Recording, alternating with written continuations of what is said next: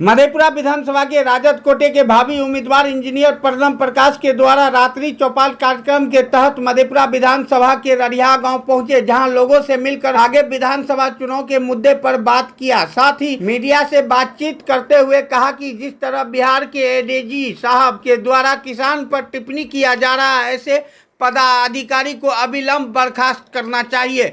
आगे देखिए भावी उम्मीदवार इंजीनियर प्रणव प्रकाश ने मीडिया से बातचीत करने के दौरान क्या कुछ कहा, देखिए इस पूरी वीडियो में। हम लोग इस रात्रि चौपाल के कार्यक्रम में आए हैं आज, और काफी बढ़िया रिस्पांस मिल रहा है। हमारे समाज के सभी वर्ग के लोग इस चौपाल में आए हैं, और अच्छी बात यह है कि जो पार्टी का जो हमारा एजेंडा है, पार्टी के जो सिद्धांत हैं, उस पे जो हमारे कार्यकर्तागण हैं सब लोग उस पर अडिग हैं, और चुनाव की तैयारी है आगे, तो निश्चित रूप से सभी में जोश है, और सभी चाहते हैं कि राष्ट्रीय जनता दल का जो मधेपुरा में झंडा है वो इंजन की तरह काम करे, और वो इंजन जो कोसी के 13 सीट को खींच के आगे ले आए। तो हमारी कोशिश होगी कि मधेपुरा में राष्ट्रीय जनता दल के पक्ष में वो लहर बने जो सिर्फ मधेपुरा विधानसभा नहीं, कोसी प्रमंडल के सभी 13 सीट पे प्रभावित करे। ये किन मुद्दों को लेकर सर जनता के बीच जाते हैं? देखिए, सबसे बड़ी बात है कि जो समाज में आज हम लोग जो झेल रहे हैं वो है सरकारी कार्यालयों में भ्रष्टाचार। सब लोग भुक्तभोगी हैं। अभी जमीन के काम के लिए किसान जाते हैं, वृद्धा पेंशन के लिए हमारी माताएं जाती हैं, जो हमारे दिव्यांग भाई हैं उनकी पेंशन की राशि है, साथ साथ अनेक लोक कल्याणकारी कार्यक्रम जो है इन सभी में भ्रष्टाचार चरम पे है। जो डेवलपमेंट एजेंडा है सरकार का, चाहे वो पुल बनाने और पुल गिराने का एजेंडा हो, दोनों साथ में चलता है सरकार का।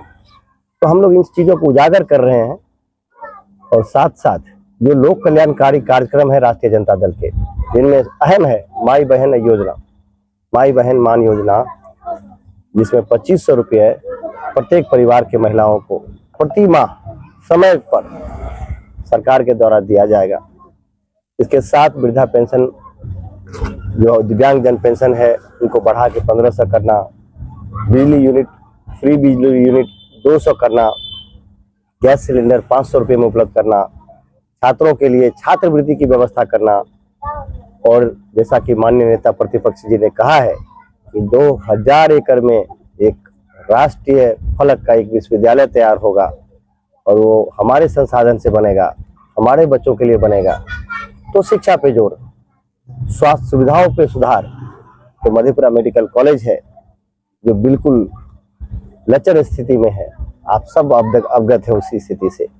रोज धरना प्रदर्शन होता है, हमारे मधेपुरा के सिविल सोसाइटी के लोग जाके धरने पे बैठे, लेकिन कोई सुधार का गुंजाइश नहीं है। यूट्यूब से बच्चे वीडियो देख के डॉक्टर बन रहे हैं, ये है हमारे मधेपुरा मेडिकल कॉलेज की सच्चाई। तो इन मुद्दों को लेके हम जनता के बीच जा रहे हैं। सर, बेरोजगारी जो है बिहार में, युवा पलायन कर रहे हैं यहाँ से, सर उनको सर कैसे देखें? बिल्कुल, आज के कार्यक्रम में भी हमने 230 का कार्यक्रम जो आज हमारे यहाँ संपन्न हुआ है, उसमें हमारे माननीय सांसद महोदय भी आए थे, सुधाकर बाबू, और हमने पुरजोर ये बात उठाई कि जो पलायन और रोजगार का समस्या है वो पिछले 20 साल में नीतीश कुमार जी के सरकार में चरम पे आया है। लोग बोरी की तरह भर के ट्रेनों में जाते हैं यहाँ से सूरत, गुजरात, पंजाब, और बड़े फक्र के साथ हमारे प्रधानमंत्री जी ये अनाउंस करते हैं कि एक नया ट्रेन दे रहे हैं हम लोग, एक नया हमसफर एक्सप्रेस, एक नया जन सेवा एक्सप्रेस दे रहे हैं। कहाँ के लिए दे रहे हैं भाई? आप सूरत के लिए दे रहे हैं, सहरसा से, समस्तीपुर से, दरभंगा से। उस ट्रेन में जाता कौन है, जा कौन रहा है? उस ट्रेन में भर भर के हमारे यहाँ के युवा जा रहे हैं उन शहरों में। मक्का हमारे यहाँ उपजता है, धान हमारे यहाँ उपजता है, धान से चावल बनाने का फैक्ट्री है पंजाब में, हरियाणा में, हमारे लड़के वहाँ काम करते हैं। बाजार हमारा, कच्चा माल हमारा, काम करने वाले युवक हमारे, और मुनाफा और फैक्ट्री पंजाब, दिल्ली में। ये मॉडल है बीजेपी का। वो बिहार को सिर्फ मजदूर पैदा करने वाला फैक्ट्री के रूप में यूज करना चाहते हैं, भर भर के ट्रेन देते हैं। ये कोई विकास का मॉडल है? अगर विकास कराना है तो आप छोटे उद्योग लगाइए बिहार में, जिनमें बिस्किट बने, जिनमें कॉर्नफ्लेक्स बने, जिनमें दाना बने भविष्यों का। संभव है ये, इसके लिए बहुत बड़ी पूंजी की जरूरत नहीं है। छोटे छोटे उद्यमी हमारे गांव समाज में है, अभी युवक जो छोटे छोटे उद्यमी हैं तो छोटे छोटे कारोबार कर सकते हैं इन्हीं मकई के आधारित, लेकिन उनको पूंजी कौन देगा? क्या बैंक दे रहा है पूंजी? और घर में पूंजी है नहीं, क्या करेंगे वो लोग?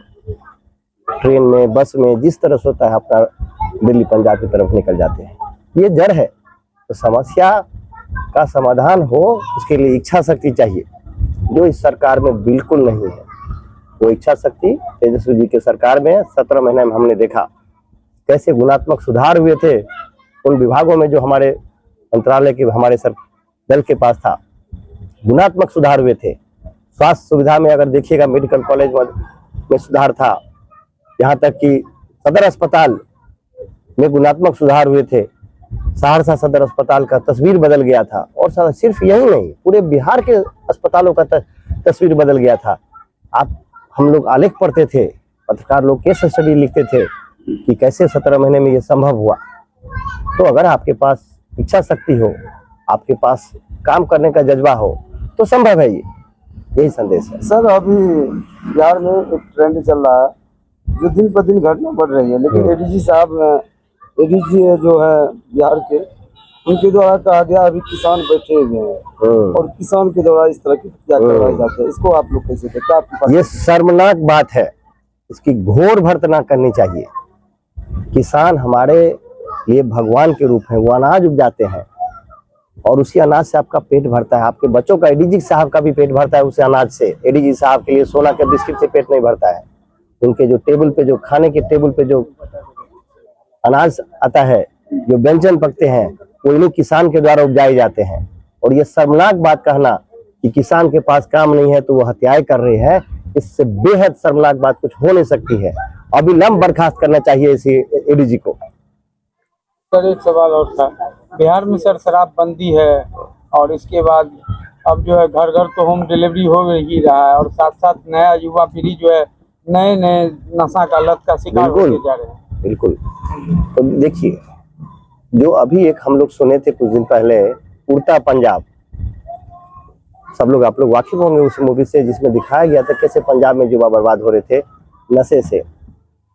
आज उड़ता बिहार बन रहा है। हर एक गांव में जाइए आप, नशे से त्रस्त हैं युवा, आदी हो चुके हैं। तो सरकार का शराबबंदी जो है वो पैसे कमाने का जरिया है सरकार के लिए। एक नया नेक्सस बना है बिहार में और ये एक जनरेशन को इन्होंने बर्बाद किया है।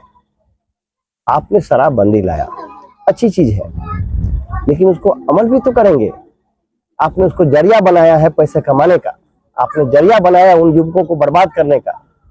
और आज नशे का जो कारोबार है, हमारे युवा घर घर तबाह है, घर तबाह है। आप हत्याएं देख लीजिए, माँ बहन का हत्या हो रहा है, पिताजी की हत्या कर रहे छोटे बच्चे।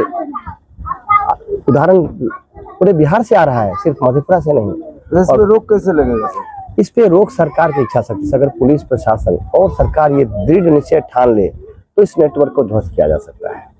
और साथ में युवाओं को हमें प्रेरित करना है कि वो उनसे दूर हो। तो कैसे दूर होंगे? आपको उनको ऊर्जा को, युवाओं की ऊर्जा को सही सकारात्मक दिशा में मोड़ना होगा। और सकारात्मक दिशा है क्या?